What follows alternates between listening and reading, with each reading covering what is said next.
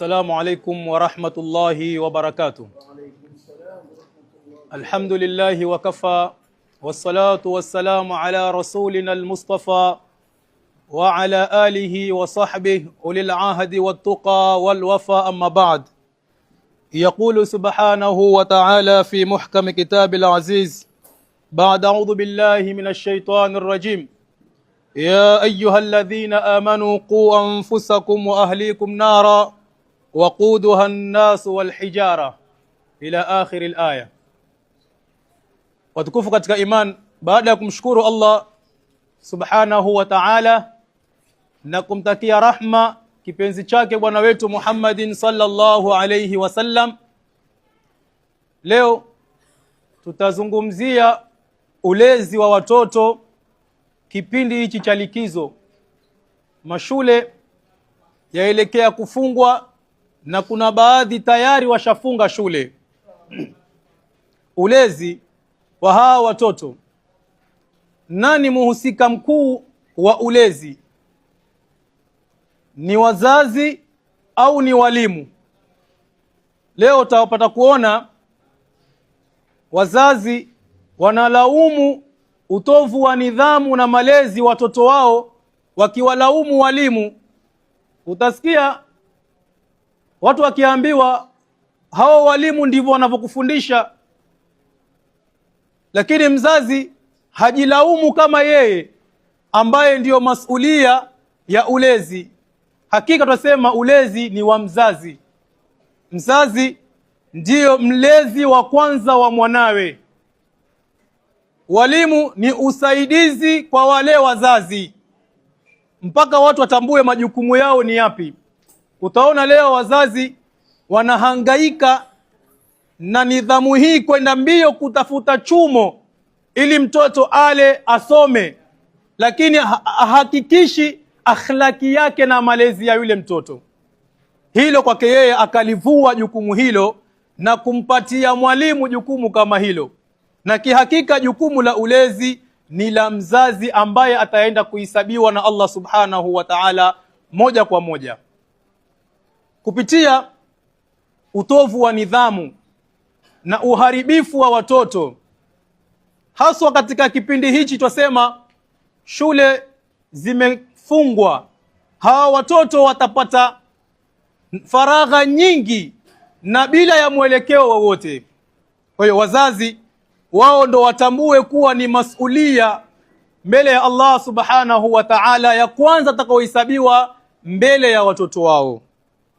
Kila mmoja wetu yatamanna an yakuna waladuhu salihan musalliyan muaddaban.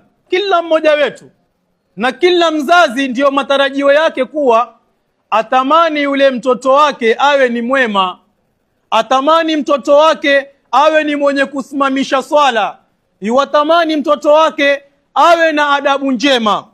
Na hii ndiyo kila matarajio ya mzazi, awe atakuwa ni mwenye kuokoka yule mtoto hapa katika dunia na kesho akhera aweze kupokelewa kwa Allah subhanahu wa ta'ala katika mapokezi ambayo ni mazuri. Na haya ndio tutasema ni matarajio ya kila mzazi. Lakini yasema matarajio haya hayatopatikaniwa hivi hivi. Hayawezi kuja kwa kumwombea dua tu yule mtoto au kwa kumpatia elimu kwa kumsomesha peke yake, bal matarajio haya yatakuja kwa kumlea yule mtoto katika tarbia ambayo kwamba ni mzuri. Yule mtoto kwa kumpatia thakafa na ukawa ni mwenye kumfuatilia usimamizi wa yule mtoto. Sio mujarrad wa kuwa umempeleka shule au umempeleka madarasa ikawa ni tosha, bali kuwe na mutabaa, ufuatiliaji ambayo utaweza kumfuatilia yule kijana wako kuhakikisha ameweza kupata tarbia ambayo kwamba ni mzuri.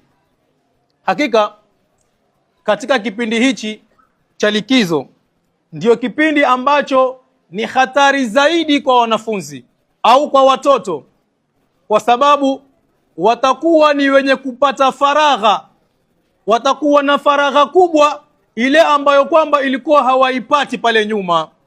Nafasi yao ni kubwa, na ikiwa mtu atashindwa kuitumia ile nafasi vizuri, itakuwa ni mwenye kupata hasara. Na hii faragha ni katika neema kubwa ambazo Allah subhanahu wa ta'ala ametupatia. Mtume sallallahu alayhi wasallam akituambia ana Ibn Abbas radhiyallahu anhuma عن النبي صلى الله عليه وسلم قال نعمتان مغبون فيهما كثير من الناس الصحة والفراغ. Neema mbili ambazo watu wengi wameghafilika nazo, watu wengi wamezipoteza neema mbili hizi. As-sihhatu, afya, ile mtu aliyokuwa nayo siha, akiwa mgonjwa ndio yuatamani lao angekuwa na siha, lakini alipokuwa nayo amejiweka mbali na kutekeleza yale anostahiki. Na faragha, mtu alipokuwa na nafasi akaitumia ndivyo sivyo nafasi ile, lakini anapokosa nafasi ndio kai sasa yuatamani lao ningekuwa na wakati, lao ningekuwa na nafasi, lakini imefika wakati ambao hawezi tena kutekeleza kulingana na yale mambo yalivyomsonga. Kwa hiyo kipindi hichi, hii faragha kwa watoto inakuwa ni kubwa. Marafiki katika mitaa wako mbali mbali, anakutana na marafiki tofauti tofauti. Vile vile katika nafasi hichi, kipindi cha likizo, simu za mikononi, simu ambazo hazina ufuatiliaji wowote, ambayo wazazi wamekuwa ni wenye kuachia watoto wao. Kando na simu, kuna internet ambazo wazazi wameweza kuwaekea watoto wao au kujiwekea wao wenyewe majumbani, lakini bila ya usimamizi wowote kwa wale watoto. Wamewekewa simu na wamewekewa internet. Watoto hawa ni wenye kutumia ile mitandao, na bila mzazi kuhakikisha atakuwa ni mwenye kufuatilia afanya nini katika ile mitandao, azungumza na nani, au yuwachati na nani yule mtoto, na yuwaangalia kipi katika mitandao. Kwa hiyo kipindi hichi ambacho watakuwa na likizo hii, watakuwa na faragha hii kubwa, tukizingatia malezi yetu leo. Baba ana simu, mama ana simu, kila mtu yuko sehemu yake. Mtoto naye aachiwa simu na sehemu yake. Nani atakayeweza kumfuatilia yule mtoto? Ambapo tunaona leo kuharibika kwa hawa watoto kumekuwa na percentage kubwa zaidi kuliko kuongoka kwa watoto, kwa sababu wazazi hawatimizi majukumu yao na wamesahau majukumu yao ya ulezi, na kuona ule ulezi kwa wao ni kuachia walimu peke yake. Yeye apeleke fizi kule madarasa au shule, basi atarajie mtoto wake aweze kuwa mwema. Ya hakika tunasema jambo hili ni la makosa. Mzazi ndiye atakuwa masulia wa kwanza mbele ya Allah subhanahu wa ta'ala kuhakikisha ameweza kumpatia malezi bora yule mwanawe. Kipindi hichi cha faragha, mtoto aweza kuwa na msimamo mizuri na aweza kupotea. Atapotea vipi? Ikiwa hautokuwa na ufuatiliaji wa yule mwanao, hautokuwa na uangalizi wa ule mtoto wako, basi itakuwa ni rahisi kwake yeye kupotea.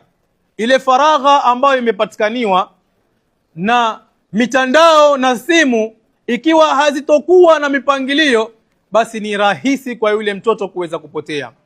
Na ikiwa kutakuwa na ufuatiliaji, basi kutaweza kumfanya yule mtoto uweze kumwokoa na awe na malezi na tarbia ambayo kwamba itakuwa ni mzuri. Mwenyezi Mungu Subhanahu wa Ta'ala tuambia, ya ayyuhalladhina amanu qu anfusakum wa ahlikum nara, tuziokoe nafsi zetu na nafsi za watu wetu kutokamana na moto wa Allah Subhanahu wa Ta'ala. Na kule kuokoa nafsi zetu na nafsi za jamaa zetu na moto wa Allah Subhanahu wa Ta'ala ni kuhakikisha katika kuwapeleka katika njia ambayo kwamba itakuwa ni mzuri, na kuwaeka mbali na njia ambazo zitawafikisha wao kwenda kupata moto wa Allah Subhanahu wa Ta'ala. Kwa hiyo wewe utakuwa waangalia na kuwachunga wale wanao, uhakikishe hawaingii katika makosa, hawaingii katika kumaasi Allah Subhanahu wa Ta'ala, na huku ndiko kule kumuokoa mwanao au kuokoa familia yako. Mtume sallallahu alayhi wasallam atuambia, kullukum ra'in wa kullukum mas'ulun an ra'iyatihi, sote sisi ni wachunga na kila mmoja ataulizwa juu ya uchungaji wake.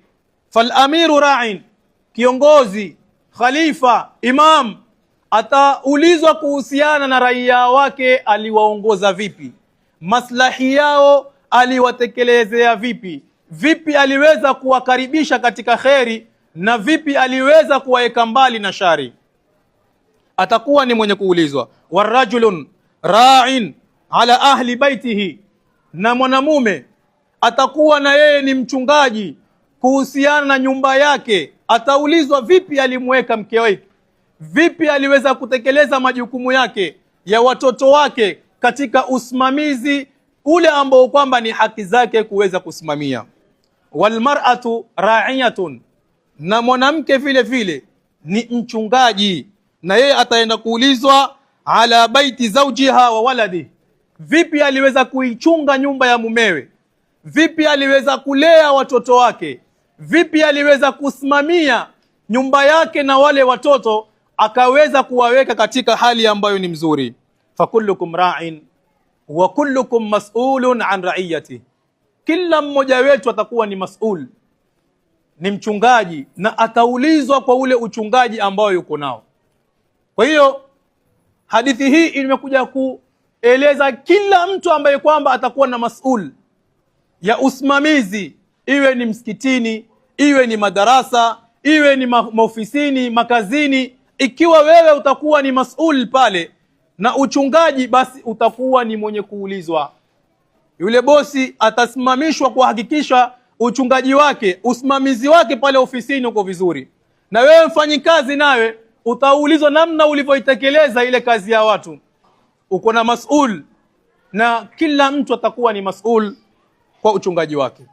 Kwa hiyo wazazi tuna masulia makubwa, kina baba, kina mama katika majumba, kuhakikisha tutaweza kuwalea watoto wetu na kuwapatia tarbia ambayo ni mzuri, malezi ambayo wataweza kuwatambua, kumjua Allah subhanahu wa ta'ala na mtume wake, kutambua hukumu za Allah subhanahu wa ta'ala, malezi ambayo yatawakaribisha wao kwa Allah subhanahu wa ta'ala, malezi ambayo yatawaeka wao mbali na hasira za Allah subhanahu wa ta'ala. Kinyume na leo watu wametweza yale majukumu yao, kuona kuwa wao sio stahiki wa ulezi, bali wakawachia watu wengine majukumu ya ulezi. Hadithi ambayo kwamba Mtume sallallahu alaihi wasallam atuonesha khasara ya wanadamu pindi watakapokuwa hawatotekeleza yale masulia ambayo kwamba wamepatiwa. Ma min abdin yastari'ihi Allahu ra'iyatan yamutu yawma yamut wa huwa ghashun li ra'iyatihi illa harrama Allahu alayhi aljanna. Mtume sallallahu atuambia, ma min abdin yastari'ihi Allahu ra'iyya, hakuna mja yoyote yule ambaye kwamba atapatiwa usimamizi wa kuwasimamia watu, yamutu yauma yamut, ile siku atakayokufa, wa huwa ghashun li ra'iyatihi, na yeye amewaendea kinyume, hakuwatekelezea usimamizi mzuri wale raia wake, wale watu ambao yeye ndio yuwasimamia. Mtume asema illa harrama Allahu alayhi aljanna, mtu huyu atakuwa ni mwenye kuharamishiwa pepo. Kwa hiyo ule usimamizi ambao utakuwa na wewe kama baba, ukashindwa kutekeleza usimamizi wako, ujue itakuwa ni sababu ya kukunyima wewe pepo. Mama atakayeshindwa kulea wanawe, ambayo ndio jukumu lake msingi, akaweza kuwaacha wale watoto wakawa ni wenye kuharibika, itakuwa ni sababu yake yeye kutokuingia katika pepo ya Allah subhanahu wa ta'ala. Kwa hiyo hawa watoto wetu ni watoto na ni amana kwa Allah subhanahu wa ta'ala, na tutaenda kuulizwa namna gani hawa watoto tumeweza kuwapatia malezi, namna gani hawa watoto tumeweza kuwaeka katika mazingira ambayo yanayomridhisha Allah subhanahu wa ta'ala. Kwa hiyo tusitosheke na kuwalipia mafizi peke yake, tusitosheke kuhakikisha wanakula vizuri, wanavaa vizuri, lakini je, wanamtambua Allah subhanahu wa ta'ala? Je, wanasimamisha swala? Je, wanajifunga na maamrisho ya Mwenyezi Mungu na kujifunga na makatazo ya Allah subhanahu wa ta'ala? Kwa hiyo hakika tuna masulia, hasa kwa kipindi hichi cha likizo. Kila mzazi ahakikishe atakuwa ni mwenye kufuatilia mwanawe, awe atampatia malezi ambayo yataweza kumwokoa yeye na moto wa Allah subhanahu wa ta'ala. Tahadhari za kuchukua katika kipindi hichi cha likizo. Wazazi, tuhakikishe watoto wetu hatuwaachii simu bila ya ufuatiliaji wowote. Hizi simu laisa murabbiyan, si zenye kulea, wala sio mualliman, sio zenye kufundisha, na internet sio ni yenye kutoa nasaha. Kila mtu ana fikra zake katika mitandao anayoeleza, katika mitazamo yake anavyoona yeye, sivyo sheria inavyozungumza. Kwa hiyo ukimwachia mwanao ukaona ile simu ndio itampatia malezi na itamfundisha, hakika umempoteza yule mwanao, kwa sababu simu hailei, na zile nasaha ambazo zapatikaniwa katika mitandao ni mawazo na fikra za watu na sio muongozo ule ambao watoka kwa Allah subhanahu wa ta'ala. Kila mtu atuma video yake, kila mtu atuma maoni yake. Kwa hiyo utakapomwachia huru bila ya ufuatiliaji na kujua yofanya nini, hakika unakaribia katika kumpoteza kijana wako. Wallahi, tumeona vijana wangapi waliokuwa wema, lakini wamekuja kuharibika na video moja tu, clip moja tu ambayo ameona katika mtandao ikambadilisha fikra zake na fahamu yake. Alikuwa ni mwema, lakini kwa kuwa ni mtazamo wa watu ambao wanaurusha katika mitandao na malengo ya kukusudia kuharibu jamii, basi akaweza kuharibika kwa video moja tu. Na ni wangapi waliokuwa wamepoteza mwelekeo, lakini wakaweza kuokoka kwa nasaha ambayo mzazi amekaa na mwanawe kwa kuzungumza na yeye kwa dakika 5 au dakika 3 akaweza kumnasihi. Kwa hiyo mitandao itaweza kusababisha kupoteza yule kijana wako, na ile nasaha ya kukaa na mwanao hata muda mdogo ambao tutasema leo wazazi wamekosa. Chini ya mfumo wa kiraslimali watu wanaenda mbio kutafuta maisha. Baba akiamka asubuhi watoto wamelala, akirudi jioni watoto wamelala, yeye ndo wa kwanza kutoka na yeye ndo wa mwisho kuingia. Watoto wanakosa malezi ya baba, wanakosa kuzungumza na wazazi wao. Mama vile vile afanya kazi. Watoto leo twaona wanalelewa katika mashule toka vidogo, miaka 2 vimpelekwa shule, vaimbishwa tu, hakuna malezi wala thakafa mzuri wanaopatiwa zaidi ya nyimbo. Elimu ya CBC ni kuimbisha watoto. Mtoto yule amekosa malezi ya baba, amekosa malezi ya mama. Baba afanya kazi, mama yuafanya kazi, nani atakaelea? Watafutwa walezi. Anayemlea ni mtu ambaye kwamba labda sio Muislamu, hamjengi kitarbia, ahakikishe atamkuza katika malezi ambayo ni mazuri. Na ndio leo tunaona changamoto ya watoto kuharibika imekuwa ni 1% kubwa kuliko kuongoka, kwa kuwa wale ambao masulia yao ya ulezi wameyaacha. Watu wamepelekwa mbio na mfumo wa kiraslimali kutafuta pesa, kuona pesa ndio kila kitu. Pesa ndio itaweza kumpa mtoto wako malezi mazuri na maisha mazuri, lakini hakika pesa sio kila kitu. Watoto wahitaji kukaa na wazazi wao, kuwapatia malezi na tarbia ambayo kwamba ni mzuri. Ufanye nyumba yako kuwa ni madrasa au msikiti. Swali na watoto wako pale nyumbani, sala za sunna, soma na wao Qur'ani, apandaa program ya kusoma na wao Qur'ani, wafundishe dua, adhkari ukiwa nao pale nyumbani, wapate kuona ile picha ya malezi kutoka kwa baba au kwa mama. Lakini ikiwa hayo hayapatikani katika nyumba yetu au hayapatikani katika majumba yetu, basi usitarajie yule mtoto awe atakuja kuwa mwema. Haoni ile picha kuwa mzazi wake yuwaswali, wala haoni kuwa mzazi wake yuwasoma Qur'ani, wala haoni kuwa mzazi wake yuajikaribisha. Katika fikra hizi mbovu leo, baba ni migokaa, miraa, mama vile vile wana maskani zao, kina mama kina baba wana maskani zao. Watoto wamebakia kuona machafu katika familia. Vipi utakuja kumuongoza kijana wako? Utampatia muongozo sampuli gani ili aelewe kuwa hili linalofanywa kuwa sivyo? Ndio pale abakia wazazi wanalaumu walimu. Hivi ndivyo mnavyofundishwa kule madrasa. Madrasa amefundishwa hii ni haramu, hili halifai. Akija nyumbani ambayo yuko na mama ndo anatekeleza. Yeye ndo mlaji jaba mkubwa, yeye ndo anemtuma akamnunulie uraibu, yeye ndo anemtuma amnunulie. Huku madrasa asomeshwa hivi, thakafa ya nyumbani ni nyingine, inakuwa ni yenye kumchanganya na kumkoroga yule mtoto.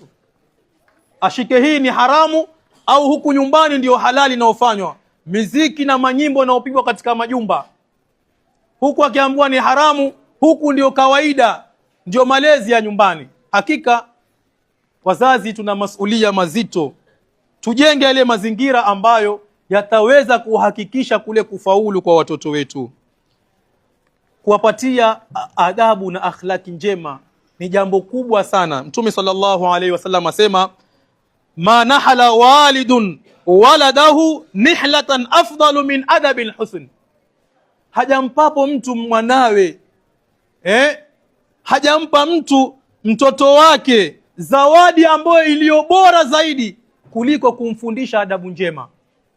Hii ni zawadi kubwa, lakini leo tumeona zawadi kubwa kwa watoto labda ni kuwanunulia nguo nzuri, au kuwanunulia simu kubwa kubwa, iPhone na nyinginezo, au kuwapatia mazawadi ya baiskeli, lakini hatuhakikishi tunawalea katika malezi ambayo ni bora. Hatuwapatii adabu ambayo ni njema, na ndiyo pale tupelekea kuwapoteza vijana wetu. Nje mitandao wa magharibi wanahusudu vijana wetu. Leo ukiangalia vijana wa Kiislamu wale wanaokusudiwa wawe ndio viongozi wa kesho, wallahi utasikitika. Wameharibiwa mafikra zao na mabongo yao na nidhamu mbaya ya kimagharibi, na kuwaweka mbali na Allah subhanahu wa ta'ala. Kila mtu leo ataka kuiga fikra mbovu, atakuwaiga wachezaji mipira, wana muziki, lakini hakuna kijana ambaye ataka kujifunga na dini yake, awe kama Saidina Ali, awe kama Saidina Abubakar, awe kama hakuna. Kila anayenukia na ule upuuzi, kwa kuwa nidhamu waisimamia umepewa kipao mbele, kuonekana wasanii wanapata pesa nyingi, wachezaji mipira wanalipwa pesa nyingi, imefikia kila mtu ataka kuwa mfano kwa wale. Na hivi ndivyo leo vijana wanahusudiwa na nidhamu kama hii. Kwa hiyo sisi kama wazazi tutekeleze uwajibu wetu katika kuhakikisha hawa watoto tunawapatia malezi ambayo ni mazuri. Kaa na mwanao, kaa na binti yako, mnasihi, mpatie mwongozo ule mzuri. Na hivi ndivyo tuwaona katika Qur'ani na inavyotufundisha Luqman alayhi salam. Allah subhanahu wa ta'ala tumetuambia, am kuntum shuhada idh hadara Yaqub al-maut. Yaqub alipofikwa na mauti, awauliza wanae, idh qala libanihi ma ta'buduna min ba'di, nani mtakayemwabudu baada yangu mimi? Yaqub alayhi salam awauliza wanae, ana fursa ya kukaa na wanawe. Leo sisi, nani kati yetu sisi yuwakaa na watoto wake akiwaongea na wao katika kuwanasihi na kuwaelekeza katika ibada? Wallahi hakuna. Na kama wako basi ni mmoja katika watu 200, sababu kila mtu yuko na bizi zake. Je, huyu mwanao baada ya wewe kuondoka duniani wahakikisha atakuwa katika akida gani? Atakuwa katika msimamo gani? Vile vile Luqman alayhi salam akiongea na wanawe, wa huwa ya'idhuhu ya bunayya la tushrik billah inna ash-shirka la dhulmun adhim. Awapatia muongozo watoto wake, akaa nao, na huu ndio mfano Qur'ani inayotupatia. Je, mimi na wewe katika ulezi wetu twakaa na watoto wetu? Twaweza kuwanasihi watoto wetu? Hakika nidhamu hizi ambazo zipo tunasema zalenga kuharibu vijana na jamii. Vijana ndio nguvu ya jamii kesho. Vijana ndio wenye kuleta mabadiliko. Kwa hiyo vijana wa Kiislamu mpaka waharibiwe mabongo yao, fikra zao na fahamu zao, ili wasiweze kuleta mabadiliko. Ndio maana leo utaona, kwa sababu nidhamu imelea hivyo, watu wako mbali na mwongozo wa Allah subhanahu wa ta'ala. Mitandao, matiktoka, content creator ni upuuzi katika mitandao. Kila utakayemuona hakuna la maana analolifanya, na wale utaona labda wafanya ya maana kwa muongozo ambao sio wa Kiislamu. Watu kuitana mke na mume, kushikana na kutoa content ambavyo havina maana. Na hii yote ni malezi ya nidhamu, mfumo imejaribu kusukuma kuhakikisha itawatoa watu katika malengo yao msingi. Kwa hiyo mzazi, hakikisha wapata muda hata mchache wa kukaa na wanao, kuwapa nasaha, kuzungumza na wao, ili kuhakikisha malezi bora kwa wanao. Kwa haya machache tunaomba Allah tujalie min alladhina yastami'una qawla fayattabi'una ahsana. Wassalamu alaykum wa rahmatullahi wa barakatuh.